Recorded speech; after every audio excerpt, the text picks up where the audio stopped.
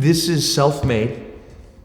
This is my opportunity to speak to the Rick Rosses, the DJ Khaled's, the Post Malones, the Wiz Khalifa's, people that I think are influential. They've done something, they've created something. But more importantly, it's titled Self-Made because I don't care personally about the success side. Because on the outside, it looks like, from my perspective, you've always been successful. But it's not that case. It's always harder than it is. So I ask everybody the same thing, and I'll ask you, what does self-made mean to you? Not the question I thought you were going to start with, despite the whole series being called Self-Made. I guess what I think for my own personal self-made and like what Kid Super is to me, it was very much a dream world that I was drawing up that now I can physically walk into. And so for me, the self-made aspect is, I just remember being 14, 15, dreaming of, having an own space where I could do different things, where I could collaborate with different people, where I could meet the greatest minds of the world. And I think that's what this interview series for you is so special, is because you get to talk to who inspires you. But for me, now I'm thinking, like, the whole time we've been talking, I was like, well, have you ever made a new category? Well, have you ever made like a non-alcohol? Because in my mind, I'm like, oh, I know him now. I mean, might leave this and pitch you, a beverage idea. But so where I think we have, if I can be so bold to say we have something in common, is when I listen to you, when I read your interviews, when I talk to you, for me, it's about, I just want to try all the ideas that I think could work. Right. Is it that way for you? It's that, and it's also, with every little bit of success, more opportunity, doors open. So, as I said, when I was in eighth grade, I won an entrepreneur competition, and my product was a beverage, and it was called Flow 2 for You. And I had to present, and I had and I went above, like way above and beyond everyone else. And I remember thinking, like, I'll get to the point where I'm successful enough to launch my own company. It might not be my own beverage company. It might not be the first thing or whatever, but I always wanted to do it. And now, as I become more and more successful and collaborate with different people, doors open up, and we meet different people that are in the beverage industry. I'm here for you. But yeah, for me, it was just like trying the things I always wanted to try, and then weirdly figuring out that things are more possible than you think. I always had this idea that it was possible, but it's very cool to get to the point where, things are doors. I've made pitch decks for 10 years that are now getting accepted, I guess what I'm saying. Because you're successful. Because people are finally understanding. And I don't know if it's so much about the success, because obviously I don't think I'm that successful, but I think it's because of the work that I've done. You can once you look into the Kid Super world, you understand and respect all that's gotten me here, and I think that has inspired and opened up possibilities. I'm older than you, but I wish I had your 14 and 15-year-old. I know what I want to do, and I can go do it. Where does that come from? I was always different. Not like different, but I was always like standout type of person. I also was very competitive. I always had to be, or tried to be the best. And like, I was always a straight A student, but I was also very good in soccer. I was always doing this. And I kind of wanted something what I love about Kid Super is it's a brand that really channeled that energy, that 14-year-old energy where I was like, I can do this. Like, this is what I'm going. And the fact that I was able to brand that is so good, because not only does it inspire me on a daily, where I remember, this is a stupid story, but I did a ski goggle collab with ASAP Ty, and he uses ski goggles when he's on ATVs. And it wasn't snowing. And I was like, damn, the whole thing I wanted to do was snow thing. But I had a staircase. And so I was like, maybe I just ski down the staircase. And I remember being on the top of the staircase and looking down and being like, this is the dumbest idea ever, right? I really don't have to do this. And I was like, but am I going to chicken out, right? Like, there's a camera, there's everything. I was like, I called the brand Kid Super. I got to be this superhero, like, fuck it. And I skied down the stairs. Ended up really hurting myself. But the idea of, like, that, taking that leap and going down the unknown and channeling that as a brand is what's really exciting for me and inspiring and kind of allows me to do anything. So I had tons of ideas, tons. And my problem was I never picked one. Right. Because I have too many ideas. It wasn't until I picked one. Right. Is fashion picking one? Yes. Fashion, for me, was what's so great about fashion. And obviously you can call it, like, you know, stupid and luxurious, like frivolous, right? But it's a connector. And it's the easiest connector, right? What's one thing all people are, you're wearing something, right? It's not like we're meeting each other naked. So it was always, for me, such a good icebreaker and such a good catalyst for other things. If I walk past you on the street and you're wearing that jacket, I'm coming up to you and being like, hey, I made that. What's your name? Let's talk. And it was always, and so for me, even being 14, 15, I was meeting new kids in my high school because they're like, hey, what t-shirt? I want to wear that t-shirt. And so fashion was picking something and was also always a great icebreaker. What is it about 14, 15 that is the inspiration? Meaning, I get the feeling you think back to that kid. I mean, so everyone always thinks, like, I remember I was doing a Vogue interview, and the guy clearly knew nothing about Kid Super, and it was one of my first times getting written up by Vogue, and someone had been like, you have to interview or review this show. And I remember him saying, like, this childlike thing you have going can't last too long, right? Like, this childlike act won't, like, you know, you do suffer from, you know, not everything's glitz and or childish. And I was like, this isn't an act. Like, there's nothing about this that isn't so authentically me. I am, like, constantly happy, constantly giggling, constantly trying ridiculous things. Like, I don't have any of those, like there's not a dark side that I'm hiding, you know? This isn't to be a jolly guy just to sell things. So I remember hearing that guy and being like, wow, you don't understand this brand. You don't get it. You don't get it at all. And I'm gonna prove you wrong. And then the next year I win the LVMH prize. It's like, go fuck yourself. Yeah. I don't like the idea that people think it's like an act, right? Sure. For me, it's just harnessing what I think are the great things about humanity, right? Where does that come from? I had moved a shit ton. Like, before I was 12, I moved 10 times. And I'm not talking about, like, moving. I moved social classes. I went from New York, Chicago, New York, Mexico, Beloit, Wisconsin, New York. I moved cultures. I moved, like, political, like, everything was changing, right? And so I got this blend really early that I'd seen so many things, right? Met so many different types of people. So I was so sure of myself and so sure of the person that I wanted to be that I feel like I had a clear vision very young of, like, who I was and what I wanted to do and be. Do your parents have an effect on you? My parents are amazing. My mom's from Spain. My dad's from Ireland. They both came to New York, met each other in a crazy romantic thing. Met each other 3 months later, got married. Then for a year, backpacked through South America. And then were street vendors selling goods that they had bought in Panama. And then they'd come to New York and sell them on the street. And they were selling, like, hats and leather goods. And so they were always hustlers. Were you around then? Yeah, I was like 1, 2. And then we started moving. But my mom's like an artist type. And my dad is a crazy man. So they were always, like, my dad... But sorry. Let me just make sure. You just described you, in essence. Right. Do you see that?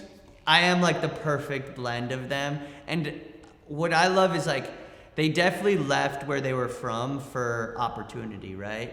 And being their true self. My dad comes from like a really small town in Ireland with like very religious Catholic parents that really pressured him into being like a very straight A student, which he always was, but he's a crazy dude. So then he left to New York and was like, oh, wow. And then my mom was from Spain and during the like 70s era, and she was like in this whole like druggy scene in Spain, and she left there to like try to make something of herself. So they had this like, I always say, people always ask me, was New York important to starting Kid Super? And what I think about New York is there's an amazing energy here to make it, right? Everyone moves here to make it. You don't move here to like settle down and start a family. You move here to make your dreams come true. And so that I always wanted to capture that essence, and I think my parents had that by the spades. You know? Are they proud of you? Yeah, they don't. Were they ever? Sorry, I should take it back. When you said this is what I want to do, what was their reaction? The thing is, and people ask me this often, I was doing it at 14 while getting straight A's. So they were like, how can I get mad? They were like, that was the thing. I never gave them the opportunity to be mad at me. It was like, okay, I got a math degree from NYU. It's like that, and that was my dad's parents are super, they're both teachers. So, like every time I go there, my grandmother's like, so when are you going to use your math degree? But I got the degree. People often ask like, were they supportive? Of course, but I didn't give them space to not be supportive. When they were walking the runway in Paris, yeah. So, your perspective of that, their perspective of that. So I'm doing Paris Fashion Week for the first time, right? And this is, I always like to bring this up, but to get accepted to the official Paris Fashion Week calendar, what you have to do is you throw a fashion show at the same time in the same place. And fashion has this incredible like aura of exclusivity, right? But that concept is really open. It's not like you can show up to the Super Bowl and start throwing a football next to, the coach and be like, I'm probably going to try out. Yeah. And that is kind of what you can do in Paris. So I love that idea of like, if I do this big enough, well enough, they have to respect it and they have to come see it. So I do my first Paris Fashion Week show, but I think people take for granted as like, oh, Colm's just gonna, like as if it was such a crazy undertaking. I spent every last dollar that I had that I couldn't Uber myself home when I landed in New York. My friends had to Uber me. And it was such a shot in the dark. I came from the streetwear world. No one was asking me to do Paris Fashion Week, right? It wasn't in the cards. And I wanted to do it because I think I wanted to always expand on the ceiling that people put me on. And for me, making it into the fashion world was now I would be allowed to make gowns. I'd be allowed to do this. Did you think at that time you said, I'm all in, I'm spending everything, what the repercussions are if it doesn't work? This is my thing. I remember vividly because, so the venue that I did for that fashion show was a circus in Paris that's quite well known, Cirque de Hiver, but I wanted it to look like a bullfighting ring. And my mom's from Spain, so I was like, we'll do all this bullfighting thing, and it'll be they'll walk in circles rather than straight lines, like most catwalks. That ended up being the whole theme for the thing, and it ended up really working well. But I remember talking to the venue, and it was, in my mind, I wanted to spend $5K on the venue. That venue was $30K, wouldn't budge. And they're like, we're a historic thing. Like during the Holocaust, they like hid people. It was like an amazing space. And I remember sitting there, I was like, am I gonna spend $5K and do it half-assed? Or am I gonna spend all my money and try to shoot for the moon? And that's where the Kid Super spirit comes in. It's like those decisions, like is it financially reasonable to blow all my money? No. But am I trying to make the best shit possible? And do I believe in myself enough that I'll make it tenfold? Yes. So I went for it. And so that was the idea. What does Kid Super mean? Yeah, it's like that childlike, I mean, I remember writing like the manifesto, but it was the childlike sense of wonder that when you're 5 years old, you put a towel around your neck and you think you can fly. And so keep that idea and that mentality. Do you get depressed? It's funny if you ask all my friends, it's like, I don't even understand it. Where does that come? Where does that come from? How do you get to that point? I don't know. I never had the other way around. It's funny because a lot of mental health, like, podcasts want to interview me and stuff. And I'm always like, guys, like, I'm really not the person you want to interview because I haven't been through the other side. I haven't been through the other side, and it's going to sound like I don't care or like I'm unempathetic. So fine. What has sucked? What sucked? Man, it's like I always talk to Russ. So like there was a point, me and Russ were spending every second of our lives together, and he was living at the store, and it was probably like 6 month period. And this was a time. See, like Russ was really focused on goals, right? Because with music, it's very much like you need to make it right now. Whatever fashion, like you could. I mean, whatever. There's not as much of a time constraint. Not that there is in music, but you know there is pressure. And he was living in my basement, and so he felt some kind of way. And I remember he was always super focused on like this, what I'm gonna be. And for me, I was more focused in like what I'm making. And is it a better thing for success? Maybe being what Russ was like very focused on the big picture. Not that Russ isn't focused on the song and everything, but he always had this like, I'm gonna be great personality. Not that I don't have it, but I'm not as like vocal, I guess. But for me, it was always like, I really enjoy the like day-to-day projects. And so and like the success comes when the projects are good. I mean, everyone always says I should be bigger, I should be more successful than I am, I should be more well-known. The things that I'm making are too incredible for the small fan base. But that to me is like, I mean, that's probably the most where it's like, damn, I should be bigger, but... So you mentioned earlier that... I love the But you mentioned earlier the ideas you put down on paper. Right. Back when, and now they're taking it seriously. Yeah. Were you pissed when they didn't, when you pitched those? I was more like, you'll understand. You don't get it yet. Yeah, I was like, and I'm like rational to the point where it's like, okay, I have 3,000 Instagram followers. You don't want to give me 100K. I understand that. There's going to be a point when you will give me the 100K. I'm a rational person and I'm a hustler. And so combining those two, it's like hard to get. So the hustler aspect, I interviewed Nipsey. Right. And Nipsey said all he knew was, I got to pop my trunk. Meaning, what does that mean? It means just go to the fucking corner, right. Pop your trunk and sell your goods. To me, it seems like that's what you saw your parents do. I got to be willing to fucking do anything and everything to get it done. Yeah, I mean, I don't know many people who work harder than me. And even when we do we do these big fashion show projects and we always shoot these videos. And I've worked with like the same DP and the same producer. And they literally would be like, okay, it's Kid Super hours. Like no one's getting paid by the hour. They're getting paid by the project because you're going to go over 10 hours over. But the ending goal is going to be so good that everyone's down. And that's how I want to work with people. Anyways, it's like, it's funny because like on those movie sets that we just did, right? Like the grip, right? That's a job, right? He doesn't care what the project is. He's just like there holding the lights or whatever.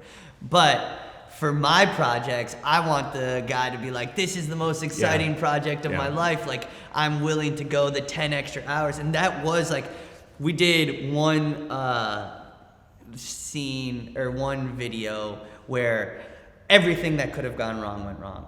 Our talent fainted, so the doctor had to come, like, which is fucking crazy. The car that was like the main car that wouldn't start, so we had to drive to the car. And I remember with everyone, we're like, okay, we're about to go like 15 hours over. Like we had a 19-hour day, right? And we were on hour 11, right, or 12. And I remember getting everyone, and I don't know everyone on set, like a friend. And I'm like, guys, are we doing this? And everyone put their hand in. And it was like, yes, like this is the fucking energy I want, right? I'm glad you're just as passionate about me. I'll stay 40 hours up, but getting people excited, I think, has always been my superpower. Do you need to see them excited? Do you need to feel that? I would be not heartbroken. I would have been like, fuck you, I'm never talking to you again. Yeah. Even though it's like super normal for them to be like, dude, I worked 12 hours. I have a work tomorrow. For me, that's like unacceptable. So my I'm like, dude, I gave my whole life for this. You're all in. You're all in.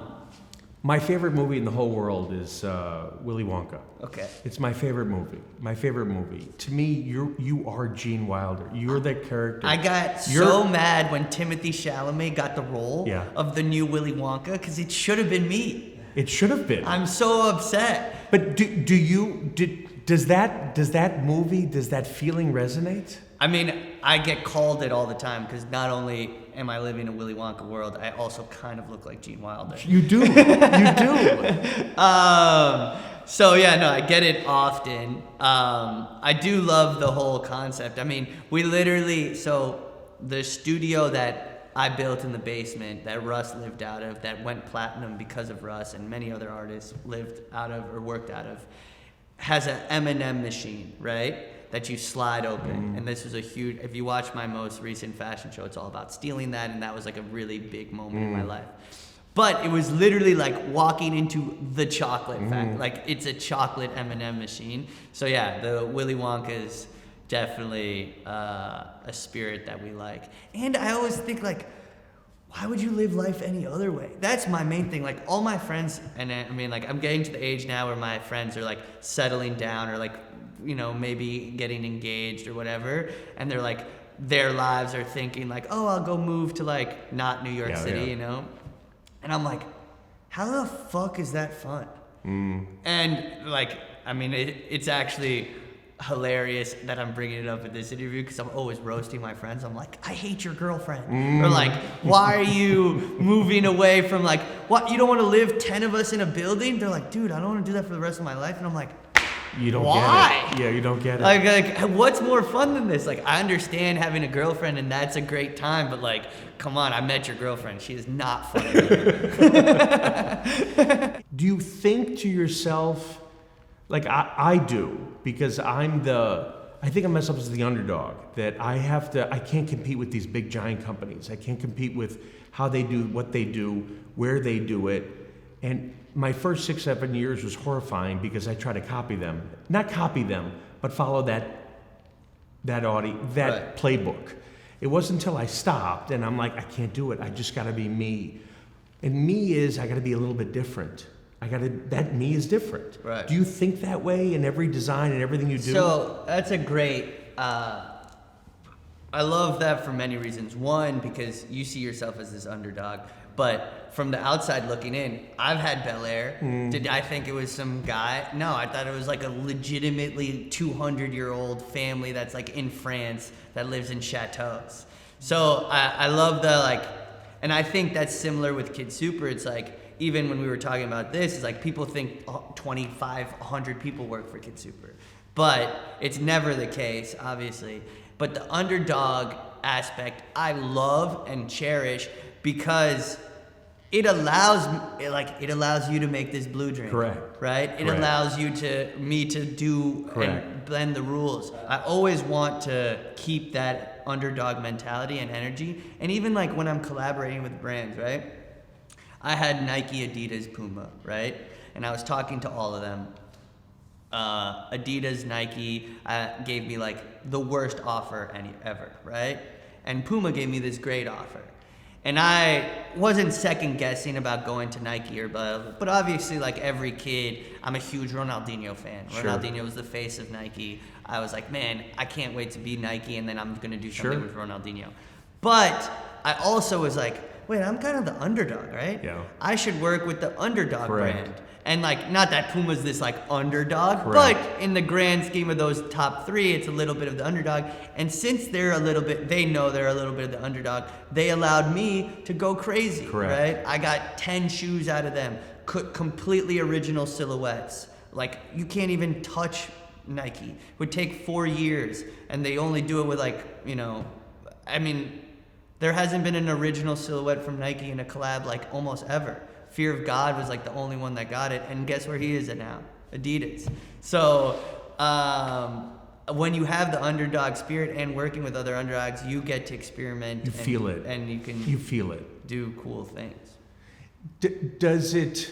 Like blue champagne. Exactly. Cheers, cheers, Cheers. cheers. I still can't believe there's blue champagne. I feel like I'm drinking Gatorade. You can drink as much as you want. Today, because you are successful, when people say no, do they say no today? They definitely allow me to do way more.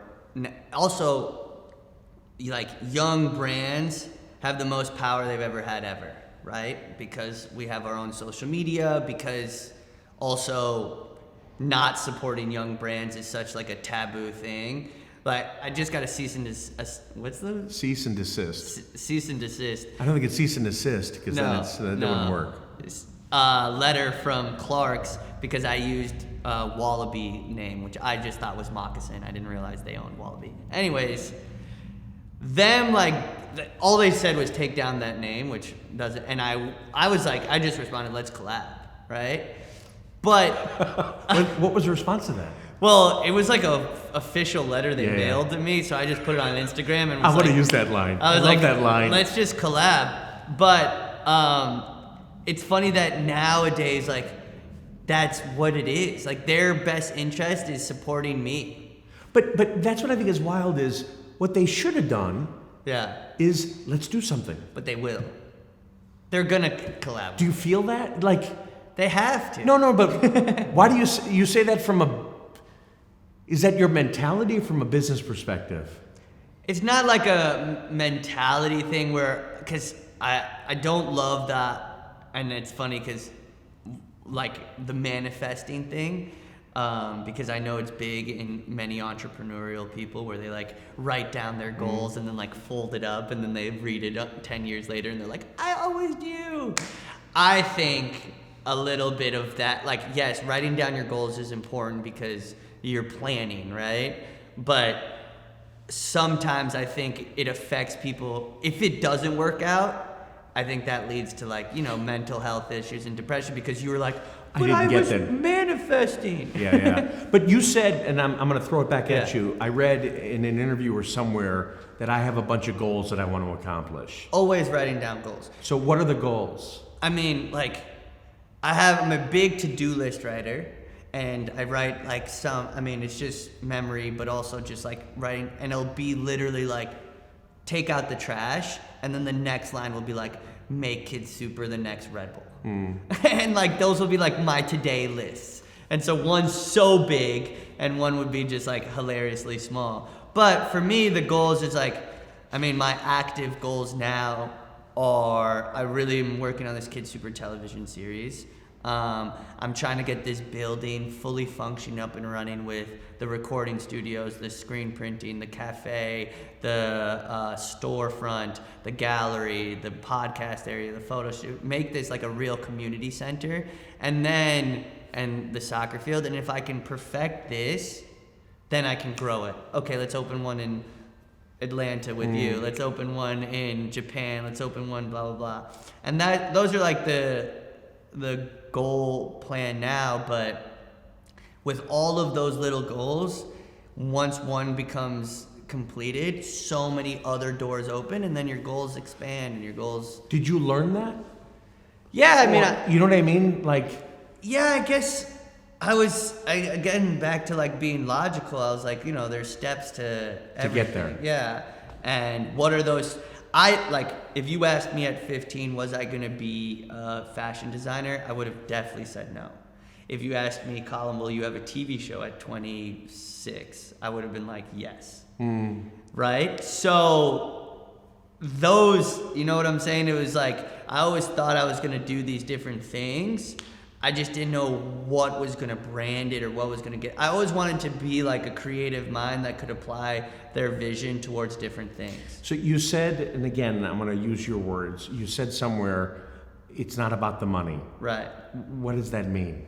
I mean, it's so little about the money. I always think about this, like I know people, kids, like, right, who are billionaires, right? What do they want to do? Hang out with me. Yeah, that's true. Or like, come live here. So like, what's the point of getting $1 billion? Also, like, what I was saying is so true. What I was saying is I grew up going through different classes, right? You know, like growing up it was poor, then I moved to Mexico where I was wealthy, then I moved back to Wisconsin where I was like real middle class America, then I moved to New York, went to a public high school where everyone was an immigrant. Then I went to NYU, everyone's rich. So I got to experience like all these different classes, and it's like, yes, like a certain amount of money is obviously helps and beneficial, but this goal of being really, really, really, really wealthy was never. So what's happiness? What gets you? But my thing is like, love the ability to, like, if I could go on my phone and call people that I'm inspired by, work with people that I'm inspired by, collaborate. Like I always say, the best thing about Kid Super was introducing myself to new people and and that catalyst of like icebreaker, and like now we have a relationship. And so like when I'm in Chicago, it's probably gonna, if I want to come to your house, it's probably gonna be a pretty cool house, you know. I have to play with my 6 kids. Right, the 6 kids is crazy because I just said you chose the that's right. the Chicago. No. The difference is I want all 6 kids to live in here with me. Yes, I mean that's crazy that you have 6 kids. You have 8 kids. No, 6. Okay. 6. But let's dive into that. that's right. Dua Lipa. Yes. Does that mean anything to you? So it's fun. I was just at like a fashion school, and they asked the same thing because everyone, like 20 years ago, if you get the biggest pop star on wearing your clothes, you're almost an overnight success. If it gets picked out by all the blogs and blah blah blah blah blah. Now it doesn't change your brand life. It's cool for your existing fan base and some Dua Lipa fans that are such fans that they go and look and research, but that's very few and far between. So for me, it's like people that already know about Kid Super are like, oh wow, that's cool, Dua Lipa's wearing it. Column's getting more successful. But does it overnight change your life? No. For me, it's cool because now next time I can, like Dua Lipa's in town, I might get like, you know, some better tickets. But there's nothing for me that feels bad. I was in a grocery store in Chicago at like 11 o'clock at night looking for sardines for my mom. Okay. My 92-year-old mother. Love looking for sardines. And I'm wearing a mask that says Bumbu. Okay. And a woman in her 60s comes over and she sees my mask and she's like, oh my God, you love Bumbu? I love Bumbu. And it just made me feel so good. Right. It just made me feel just like, oh my God, this is amazing. What makes you feel like this is just awesome? I mean, those moments are definitely cool where you see someone wearing it and they don't know who I am. But yeah, those moments are great. But for me, the real moments that are awesome is like the clothes have funded this. And now this is going to become like a Willy Wonka factory, and the clothes funded a studio that Russ came out of, and like those moments are really special for me, more so than like a fan coming up and be like, I love Kid Super. Like that's cool, but like it gets you to this is fucking awesome. Correct. This space, like I'm literally like, I remember I'm like designing this with my best friend from 14 years old that's now an architect, right? And we're like sitting there being like, you want a cafe? It's like, dude, we should put a cafe in here. And it's like, Yep. we probably need like a recording studio. It's like, should we do, and then we're designing the recording studios. It's like, oh man, it's like, and then I'm like, I'm playing Sims. Not that I ever played video games, but like we're playing Sims where, and then I'm looking, I'm like, okay, if we put this photo studio, like we should call Canon. They should pay for this whole thing. And like that is also When did you realize that was an option? I didn't, not early on, but when it started, it was, so this is actually a pretty funny story, but one of the first things like that Kid Super did with a brand, I had brought into a like creative agency to, one of my friends was interning there, Doug, and they brought me in to tell them who's cool in New York City. And I was whatever, like 19 at the time, and I knew what was cool, whatever. And so they're like pulling up a Tumblr, and they have like Ian Connor and all these people, and they're like, is he cool? Is he not cool? Should we have him model? Blah, blah. And I'm like, yeah, I mean, he's cool. Doesn't do anything. He's cool, blah, blah, blah, whatever. And they're like, you're pretty cool. And I was like, I've been saying that. Like, I was like, why am I not on this fucking Tumblr list? They're like, well, you don't have enough followers, whatever. They end up liking me enough. They're like, we want you for the campaign. And I walk into like, they're like, come on Friday or whatever. And they're doing a photo shoot. And Flatbush Zombies are there. And I like slightly knew them, but was like a giant fan. And they go to me and they're like, Colm, like it's $5,000. And I'm like, I am not paying $5,000 to be a part of this. This is so, I don't have that. And they're like, we're giving you $5,000 for these photos. And I'm like, you're giving me $5K? And I remember being like literally the pictures of me, I'm like smiling from ear to ear. They're like, could you do serious face? I'm like, dude, you're giving me $5K for this. And I remember I took that $5K and I built the recording studio in the basement. And so that was the first time like a brand had sponsored. I can leverage what I'm doing for further things. And then the recording studio ended up being this whole cultural movement and ended up to, you know, Russ's success and other people's success. And so that was like, my brand partnerships have been investments without having to deal with the negatives of investments. What have you learned from Russ? What I love about, I mean, I'd never seen anyone work like 9 to 5 on music, on like your hobby. He wasn't working 9 to 5, he was more working 5 to 9 because he woke up so late. But I also, it was cool to see, he would be like, it'd be like 4 a.m. or 5 p.m. and he'd be asleep, right? And I'd be like, dude, like this is ridiculous. And he's like, what do you mean? I need my rest because I need to wake up and make music. And he was like, last night I was really productive and I stayed up till 7 a.m. and like, and I remember being like, yeah, but like it's 5. Like I understand 1, 2, whatever.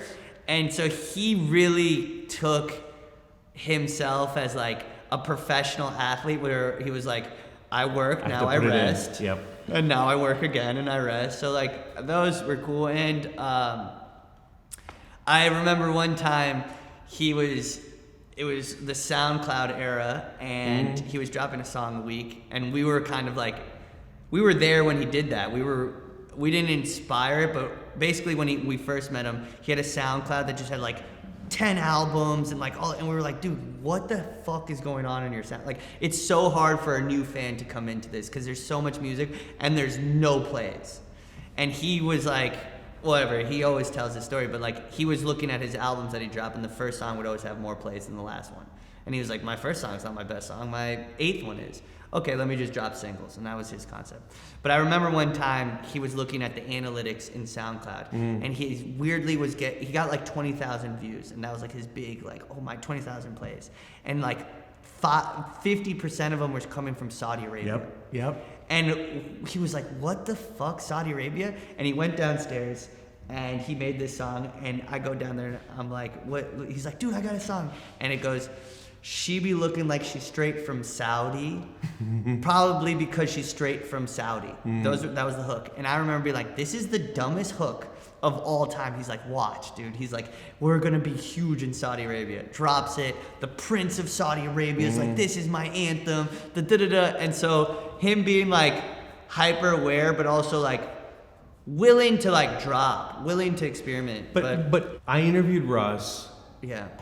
But to me, I always learn something. And he taught me the idea that Jesus, follow your fans.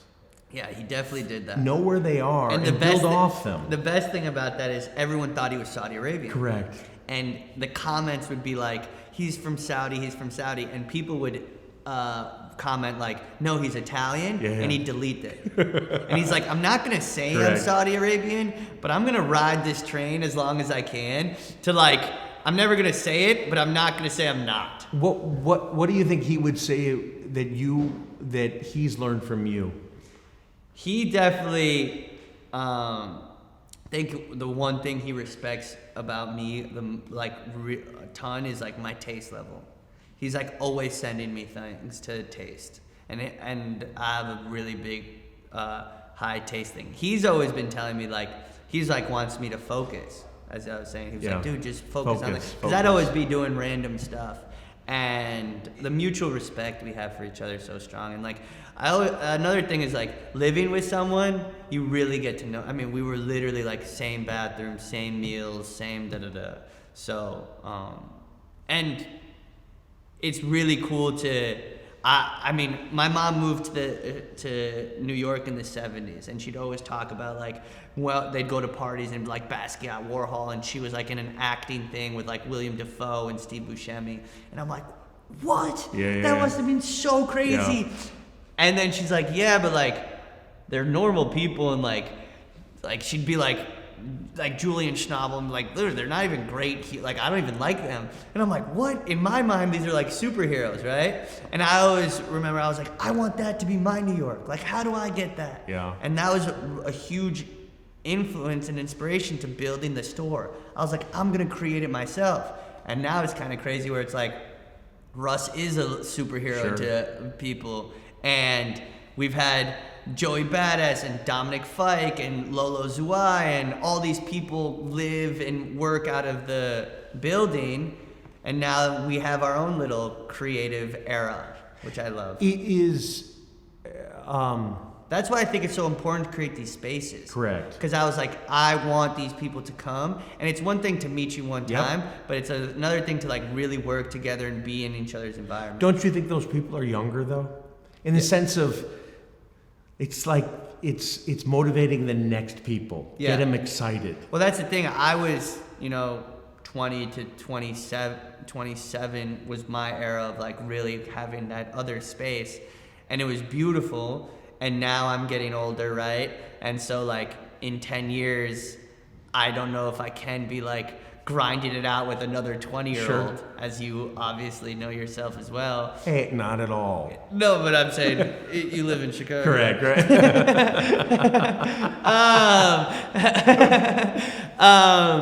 But, I'm trying to make it last as long as possible. Do bigger things or create younger Kid Supers. What are you more excited about? The shit that doesn't exist yet, or the stuff that you have out right now? Doesn't exist. Does that motivate you for tomorrow? For sure.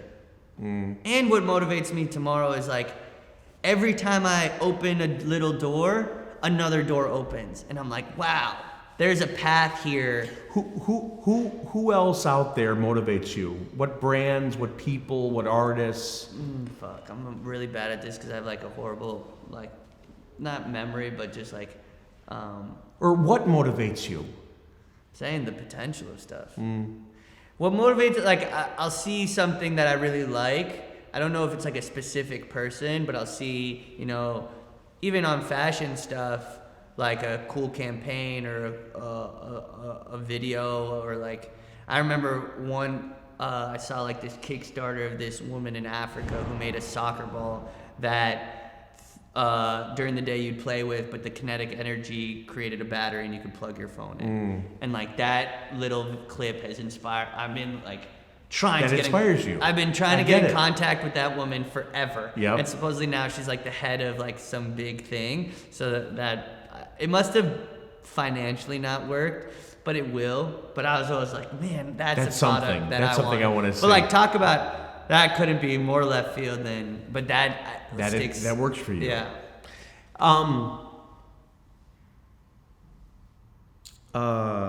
What do you think of my style?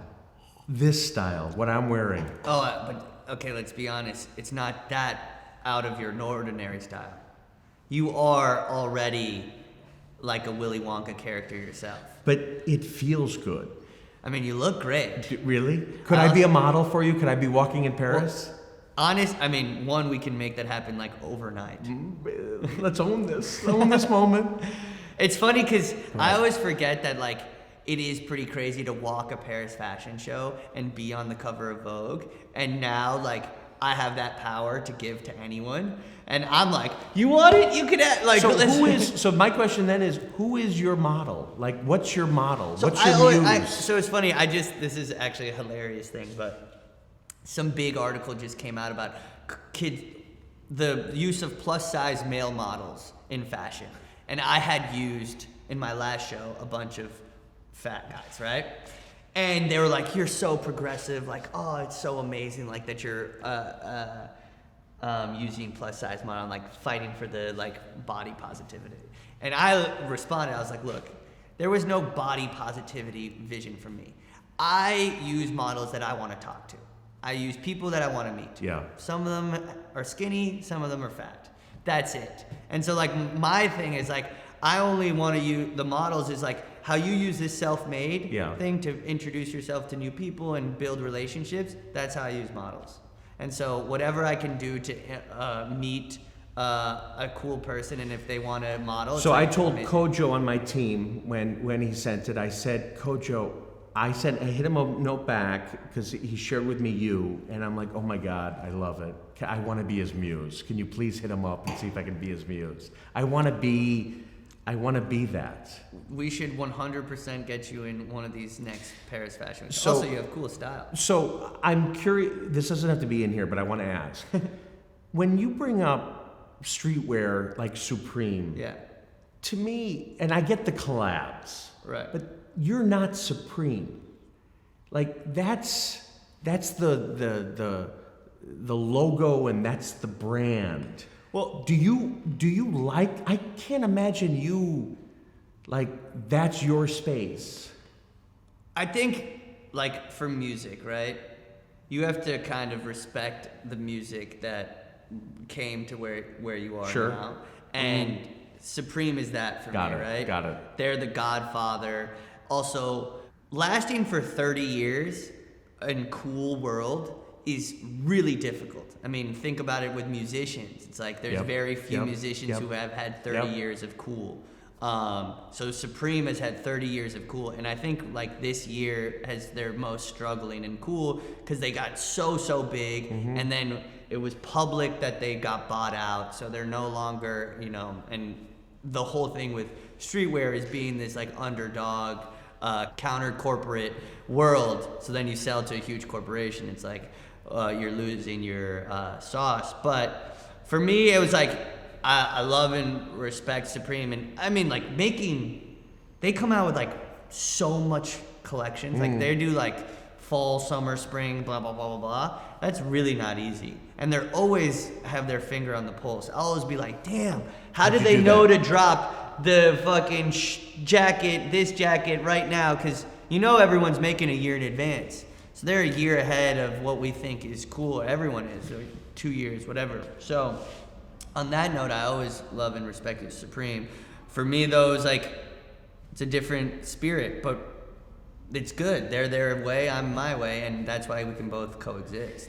So here are a couple. I said to you when we first met that I think we have, even though I'm old, we have a lot in common. I was going to put my hair up, and then I saw yours. And I just gave up. Hair down. So I gave up. But just a couple of small things, so you know. One, I was kicked out of my dorm for starting a business. Let's go. Right? I went to NYU. No way. Let's go. Ready? I have so many stories I could tell you about just your putting on the construction gear and cutting down. I have so many stories I could tell you about me doing the same exact things, trying to be bigger, if that makes sense. And on top of it, the last one you're gonna love. I own Charlie Bucket's golden ticket. Okay. From Willy Wonka. Like the actual golden ticket. How much did that cost? I bought it at auction a bunch of years ago. because I love that fucking movie and it gives me such inspiration. That is amazing. How much does that cost? I'm not going to tell you. But I think we're on the 51 year anniversary. I think 71 or 72 was the 50 years. You have the original? It's Charlie Buckets. I bought it from the director's family of the movie, their daughter, their kids. But my point is you're an inspiration to me. And I love doing these interviews because, as I told you earlier, I love the motivation that people give me. Right.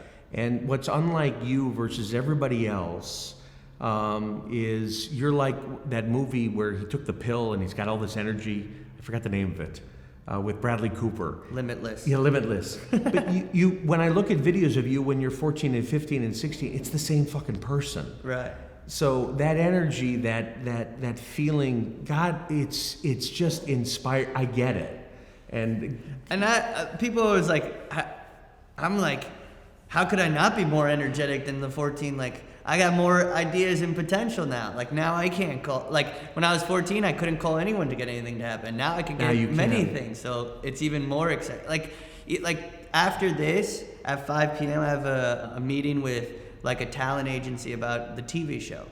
I was geeked. Like I'm like, wow. Yeah. We did, like I'm really like this person reps like Chris Rock. Yeah. Zoe Kravitz, like Mike Myers, and I'm like, we did it. You know, like we're getting to that feeling. And so I'm like, I'm more energized than I was when I was like. So if my bottles are trophies, pick up Yes. the blue bottle and cheers me. Congratulations. Thank All you, your man. success. Thank to being you. self-made. And I'll be pitching him some beverage ideas. I'll take all I can get.